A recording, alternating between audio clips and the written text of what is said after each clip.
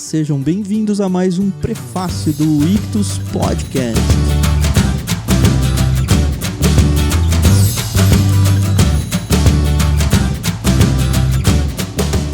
Lembra que você pode interagir com a gente usando a hashtag IctusPodcast e ouvir outros episódios acessando o nosso site, ictus.com.br.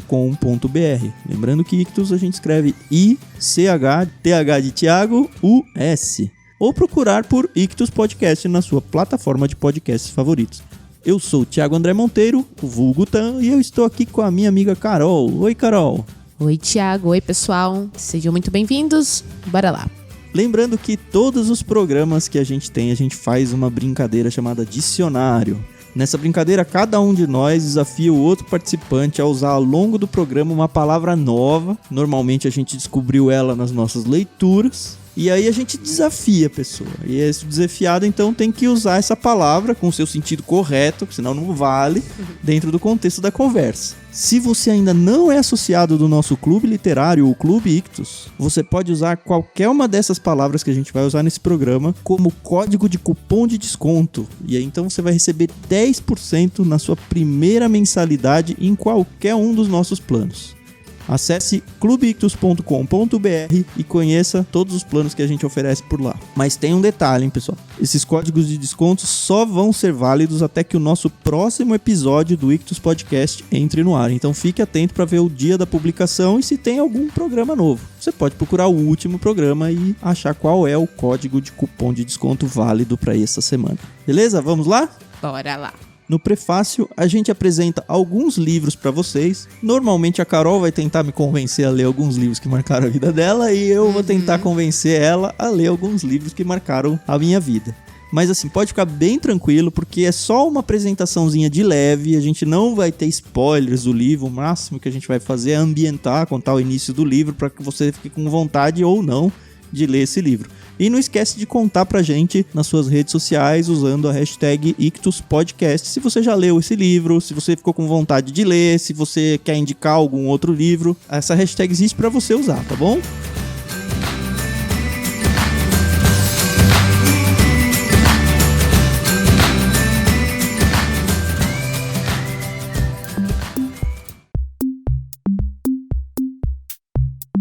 Então, Carol, a palavra que eu tenho pra você hoje Ai. é proscênio. Proscênio. SC. Calma aí, tô pesquisando aqui o significado. Só não vou contar pra vocês. Proscênio, P-R-O-S-C-E-N-O. Com acento circunflexo no E. Isso mesmo. Pro pessoal que tá atrás do cupom de desconto, não tem acento as palavras por lá, tá bom? Sempre sem acento. Tá, dessa vez o Thiago não foi legal comigo. Ele foi... Proscênio é fácil, que isso? Não, pode até ser fácil, mas eu quero ver como é que eu vou introduzir. A culpa não é minha, a culpa é do Dickens, tá? Ah, entendi. Tá certo. Então já posso falar a minha palavra pra você? Manda. A palavra é alvíceras. Alvíceras, Isso. com 2 S's, é isso? Exato.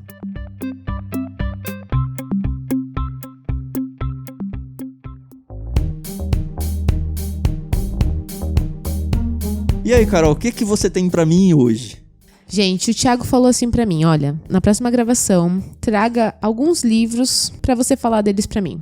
E aí eu tava lá na minha estante hoje, que não é tão grande como eu gostaria, mas estamos caminhando. Ainda. Exatamente. Daqui a pouco você vai ter um problema em casa. Já tem um problema. Eu já perdi o meu escritório pro quarto do bebê e agora eu tô perdendo a sala.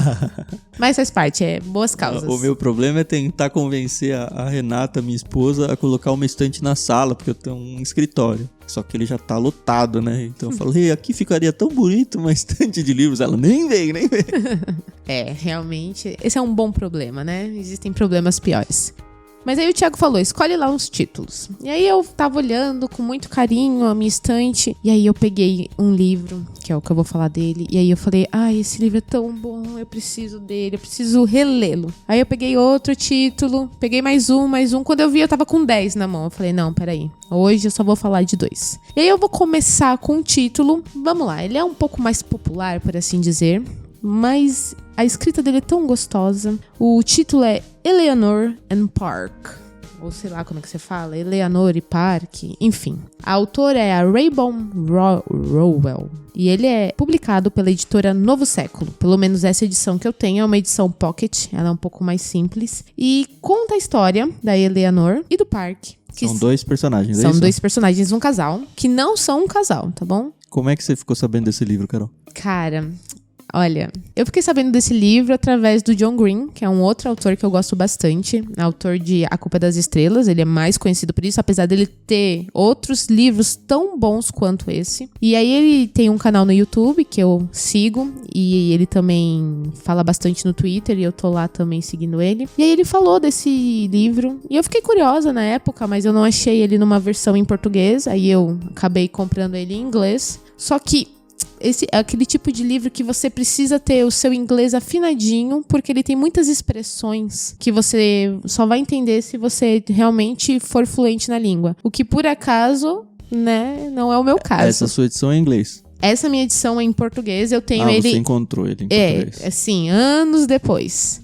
Eu tenho ele em inglês no Kindle, mas eu me apaixonei por ele realmente quando eu consegui ele em português. E, ai, gente, que história. É uma história bem bacana. Ela é linda, mas ela é perturbadora. E é a história da Eleanor, que é uma menina considerada fora dos padrões de beleza da nossa sociedade. Feia, é isso? Ela não é feia, mas ela é baixinha, ela é gordinha, ela é pobre. Ela tem o cabelo crespo, o que pra mim é lindo, é a coisa mais linda do mundo, é aquele cabelo cacheadão, grandão, que é o caso dela. Mas é considerado feio nessa época. Esse livro, se eu não me engano, se passa nos anos 90. É uma coisa assim, é a única coisa que eu realmente não me lembro. A época que passa, mas não é na nossa atualidade. E aí ela se muda pra uma nova escola, e isso é bem rapidinho, tá bom? É só a sinopse do livro.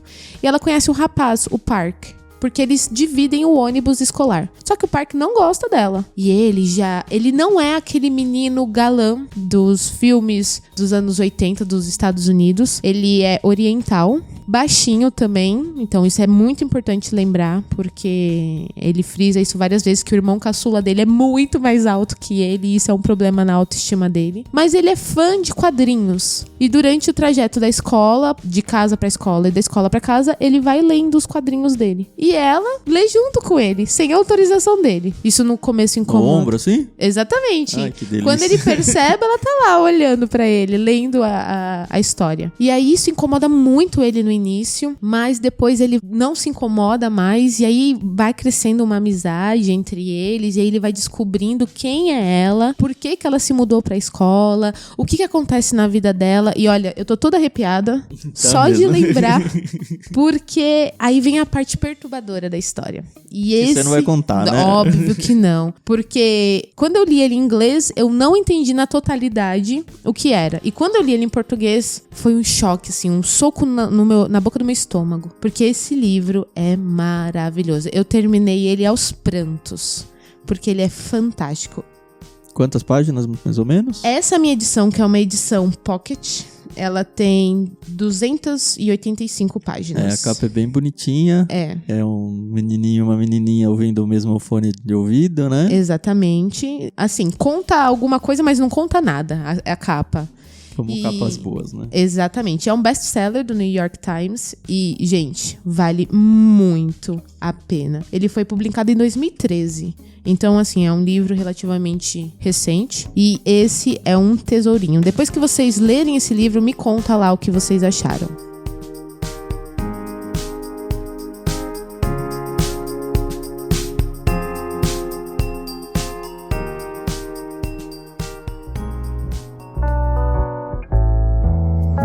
Eu tinha um amigo no ensino médio, que na época chamava colegial, que já entrega um pouco a minha idade.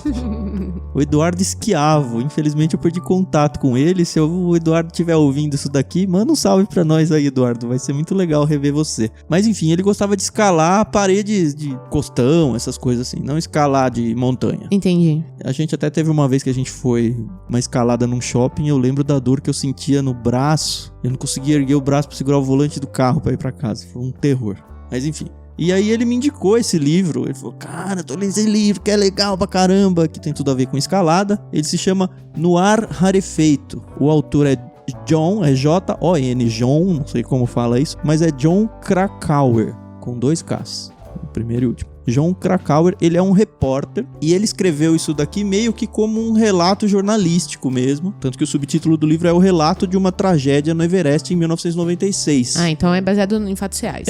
Ele, assim, nesse ano, na época, eu acredito que até hoje, tem equipes que sobem com guias contratados, então tem empresas que você contrata para te levar até o cume do Everest. E esse ano tinha 2 principais concorrentes, então é aquela concorrência de ajuda ao mesmo tempo, porque os dois estão numa desgraça total, tentando vencer a natureza, cada um tentando levar o seu grupo de turistas. Então quando a coisa pega, um se ajuda, mas ao mesmo tempo se cutuca aqui e ali, porque são 2 empresas concorrentes. E é muito legal essa dança toda no filme. E o John, no livro. No livro. O filme mencionei porque também foi feito um filme chamado Everest. Isso foi feito muito tempo depois. Entendi. Quando eu li, não existia o filme ainda. Na época, foi lançado pela Companhia das Letras. Eu não sei com quem que tá hoje em dia. Acredito que com eles ainda. Mas ele conta o relato de uma tragédia. A capa já diz isso. E que dá tudo errado.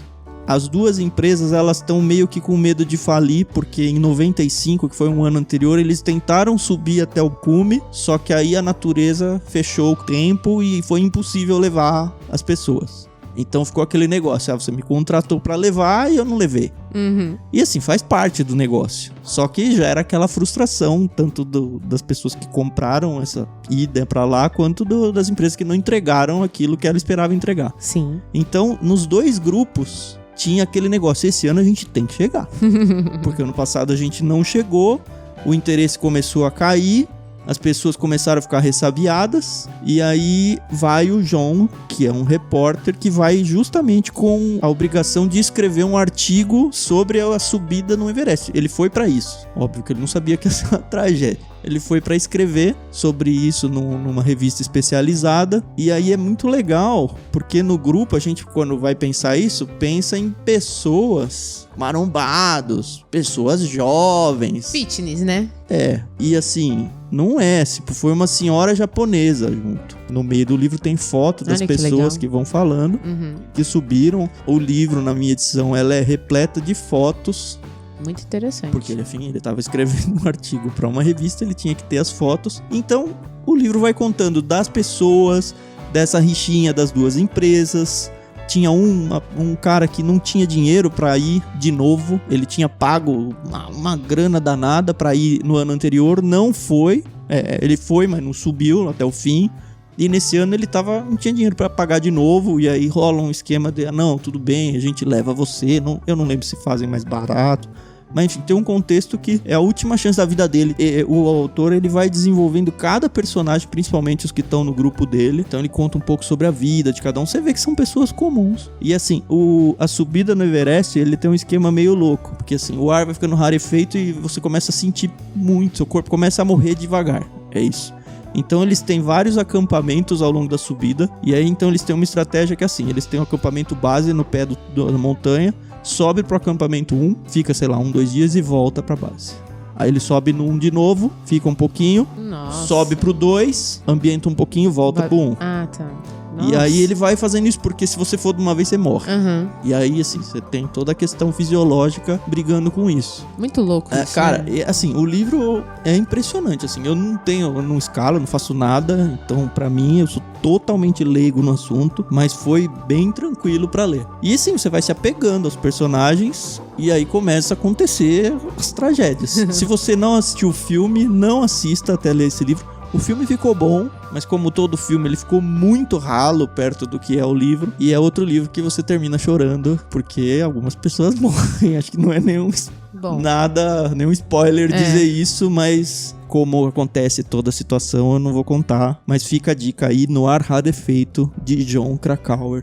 É um relato muito legal, se você tem interesse nisso. Até assim, eu não tinha interesse nenhum em escalada. Eu li só por causa da indicação do meu amigo. E eu fiquei, cara, que livro fantástico. Ele realmente me marcou. A gente sabe que o autor não morreu, né? Não, o autor não morreu, tanto que eu tenho outros livros dele. Legal. Muito bom, olha. Fica aí a dica.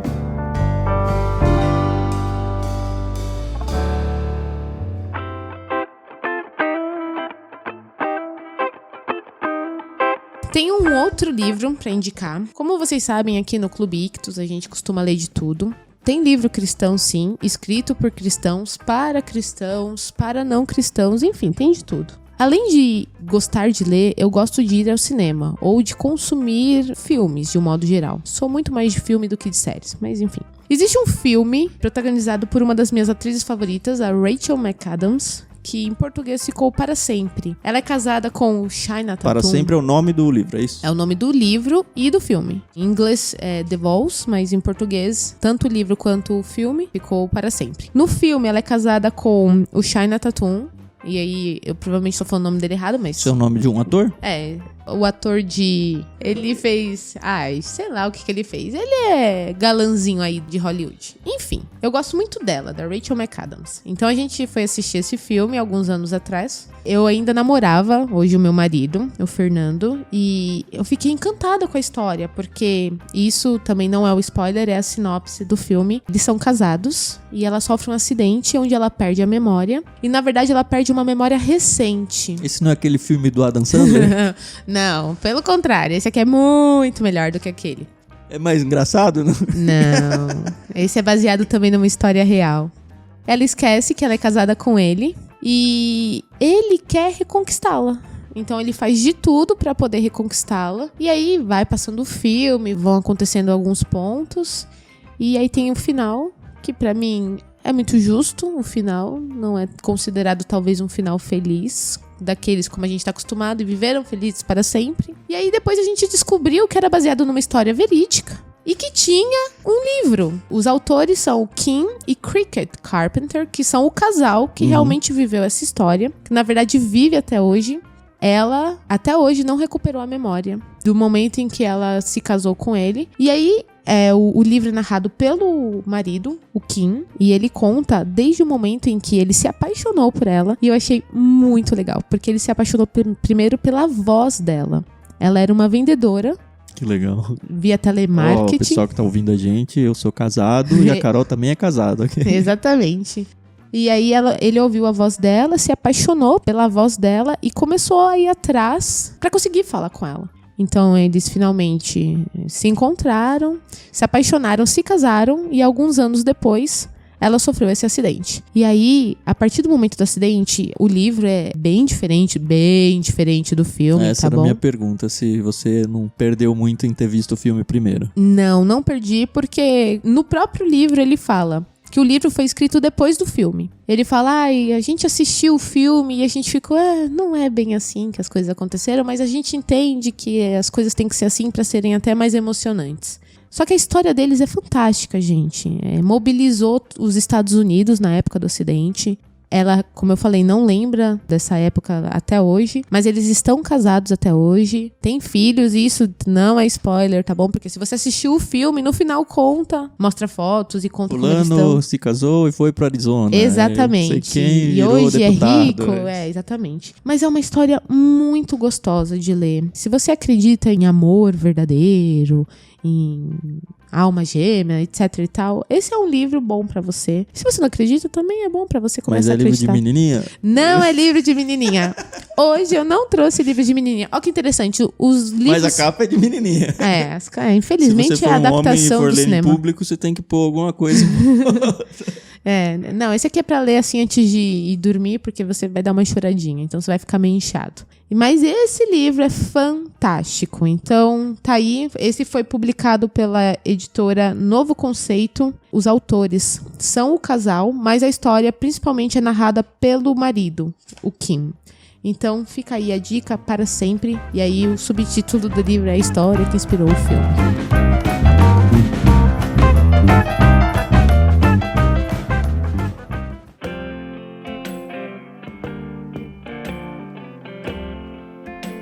Carol, meu segundo e último livro indicado pra você hoje foi complicado. A história, antes de eu dizer qual é o livro, foi assim. E a gente tem o Clube Ictus e a gente grava um programa chamado Literário, um podcast em parceria com irmãos.com. Eu tava em férias em janeiro, esse livro foi escolhido pelo Peixe Grande, foi entregue pela editora pra gente E aí o Paulinho lá do Irmãos, ele falou, vamos gravar sobre esse livro. E assim, do momento em que esse livro chegou na minha mão até o dia em que a gente tinha a gravação, eu tinha 4 dias. E é um livro teológico, então é um livro assim, que a gente tem que parar, pensar, não é aquele livrinho fácil de ficar lendo. Eu fiquei bem preocupado, assim, é verdade, muito preocupado. Mas, alviçaras, Carol. Olha! Eu consegui. Duplamente. É isso mesmo. A gente tinha gravação às 3 horas da tarde. Eu terminei o livro às 2:45. Realmente. Foi sensacional. E, enfim, o livro se chama Você é Aquilo que Ama, de James K.A. Smith. Tem como subtítulo O Poder Espiritual do Hábito. Ele foi editado pela editora Vida Nova. Assim, é um título que você pensa que é um livro de autoajuda, uma capa que você pensa que é um livro de autoajuda, e eu não gosto de livros de autoajuda. Não tenho problema nenhum com quem gosta, mas não é o meu estilo de leitura.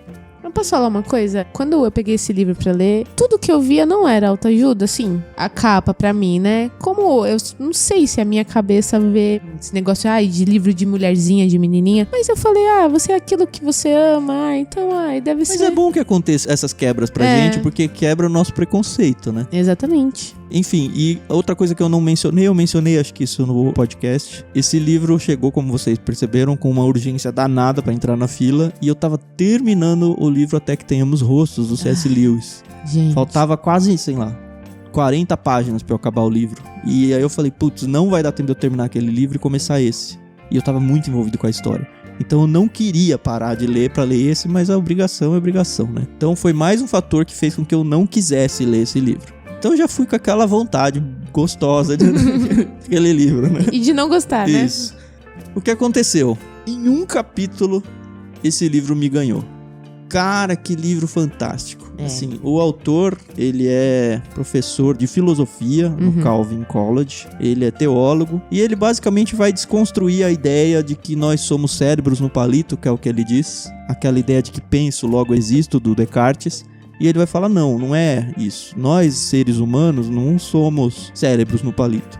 Nós amamos não aquilo que a gente quer amar, escolhe amar mentalmente. Nós não somos aquilo que a gente acha que é mentalmente, mas é aquilo que está dentro de nós, dentro do nosso coração, dentro das nossas entranhas. Então, ele defende muito a ideia de que eu queria ser assim, mas na verdade eu não sou assim. Ou eu queria gostar de alguma coisa, mas se eu tiver um teste, ele até propõe esse teste, é legal. Se eu tiver um teste pra mostrar pra mim mesmo do que eu gosto, talvez eu não passe nesse teste. Porque eu vou falar que eu gosto de A, mas na verdade o teste vai mostrar que eu gosto. Aliás, ele não diz nem B, ele diz que é não A o que eu gosto. E nós que somos cristãos, ficamos um pouquinho preocupados com isso, porque a gente defende a ideia que nós amamos a Cristo. Escolha uma coisa pra sua vida, você vai tentar envolver alguma coisa de Deus. Só que se você for vasculhar de verdade, talvez Deus nem esteja na sua conta. E ele vai pegar um pouco isso, tentar desconstruir então um pouco essa ideia, convencer a gente de que eu sou não aquilo que eu penso, mas aquilo que eu amo, e dar várias dicas de como que a gente faz pra transformar isso e... Vou dar um exemplo estúpido aqui, mas no nosso contexto. Eu sei que eu deveria gostar de ler, mas eu não gosto de ler. Como que eu faço pra gostar de ler? Se eu sei que o certo é eu gostar de ler. E aí você põe qualquer ação aí, ou qualquer coisa que você acha que deveria ser e não é de verdade no seu âmago. Então fica a dica aí. Não tem nem por que eu ficar entrando muito aprofundadamente nesse livro, porque a gente tem o literário lá, onde a gente conversa tanto com o pessoal do Irmãos, quanto mais 2 participantes lá. E foi um bate-papo muito bacana. A gente foi muito mais fundo nesse livro, mas fica a dica aí, Vida Nova, Você é Aquilo que Ama, de James K.A. Smith.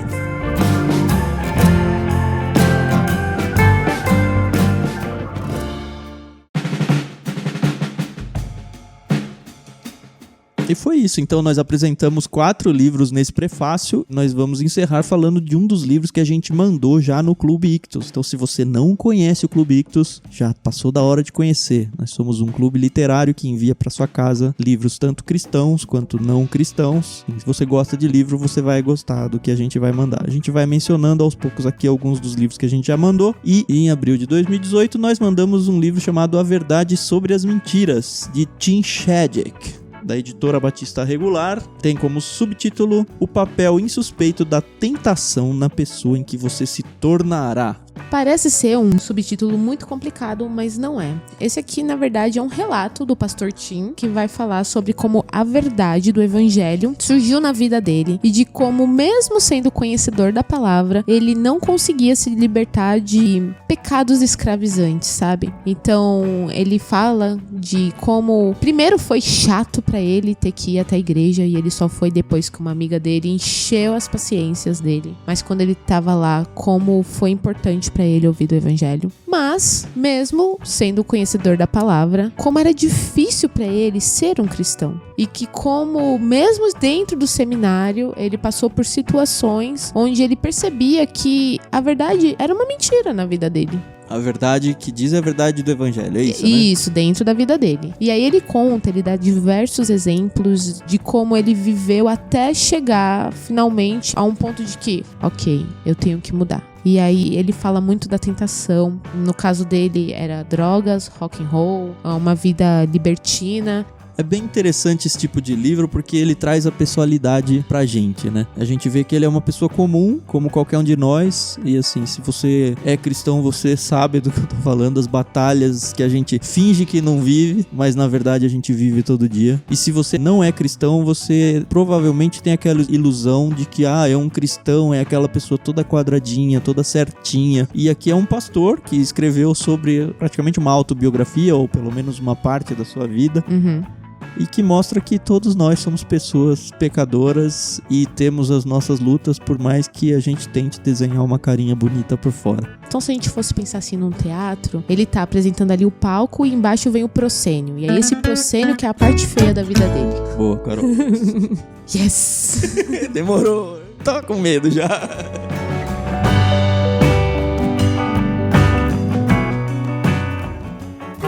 Pois é, pessoal. Então essas são as nossas indicações do programa de hoje. A gente espera que vocês tenham curtido cada uma delas. Se vocês já leram, querem ler ou tem outra indicação, é só usar a hashtag #IctusPodcast e deixar a sua indicação, que a gente vai ler com o maior prazer. E não esqueça das 2 palavras que a gente usou hoje, elas servem como cupom de desconto até que o próximo programa vá ao ar no Clube Ictus. Escolha então no clubeictus.com.br o plano que mais interessa para você, assine e ganhe 10% de desconto na sua primeira mensalidade. Até a próxima! Valeu, pessoal. Até mais. Eu voltei para contar os créditos, pessoal. Nosso programa foi editado pelo Thiago, vulgo eu.